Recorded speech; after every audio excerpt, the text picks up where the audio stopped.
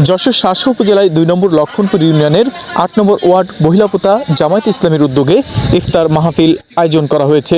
বহিলাপোতা উত্তরপাড়া কেন্দ্রীয় ঈদগাহ ময়দানে প্রায় অর্ধ হাজার রোজাদারের উপস্থিতিতে দোয়া মাহফিল আয়োজিত হয়েছে।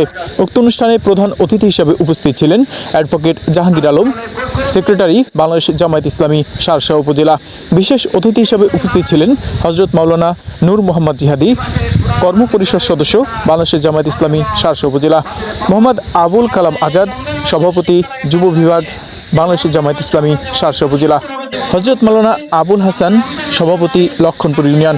ইফতার মাহফিল অনুষ্ঠানে সভাপতিত্ব করেন আলহাজ আবু তালেব মামুন, বিশিষ্ট সমাজসেবক ও বিশিষ্ট ব্যবসায়ী নাফরন বাজার।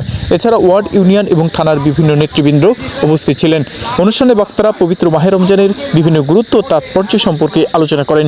যুব বিভাগের সভাপতি আবুল কালাম আজাদ বলেন, পবিত্র মাহে রমজানে যে শিক্ষা আমরা অর্জন করি সেটা যেন পরবর্তী বাকি সব মাসেই আমরা সুশৃঙ্খলভাবে মেনে চলতে পারি। আমাদের এই রমজান মাসের শিক্ষাটাকে কাজে লাগিয়ে এই রমজান মাসে আমরা যেভাবে পরিশুদ্ধভাবে জীবনযাপন করছি, আমরা রমজান মাসে নাই বাকি 11টি মাস যেন আমরা এমন পরিশুদ্ধভাবে আমরা আমাদের জীবনকে পরিচালনা করতে পারি। মাওলানা নূর মোহাম্মদ জিহাদি ব্যবসায়ীদের উদ্দেশ্যে বলেন, ব্যবসায় কোনোভাবেই ওজনে কম দেয়া যাবে না। তিনি বলেন, সমাজে অনেক মুখোশধারী লোক আছে যারা টুপি পাগড়ি পরা সত্ত্বেও ওজনে কম দেয়, মানুষদেরকে ধোঁকা দেয়। তিনি এ ধরনের লোক থেকে জনসাধারণকে বিরত থাকার আহ্বান করেন।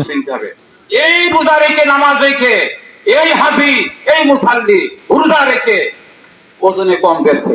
রমজান এখন সময় দিয়েছে একটু লাভ বেশি করার সময়, নাউযুবিল্লাহ, মোটেই না। এখন সময় হচ্ছে জান্নাত লাভের সময়।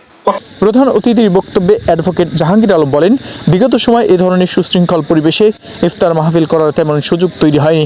তিনি বলেন, সকলের সাথে সুশৃঙ্খলভাবে মিলেমিশে একটি সুশৃঙ্খল আদর্শ সমাজ বিনির্মাণ করতে হবে। অবশেষে দোয়া এবং মোনাজাতের মাধ্যমে ইফতার মাহফিলের কার্যক্রম শেষ হয়। ইসমাইল হোসেন, নিউজ শার্শা।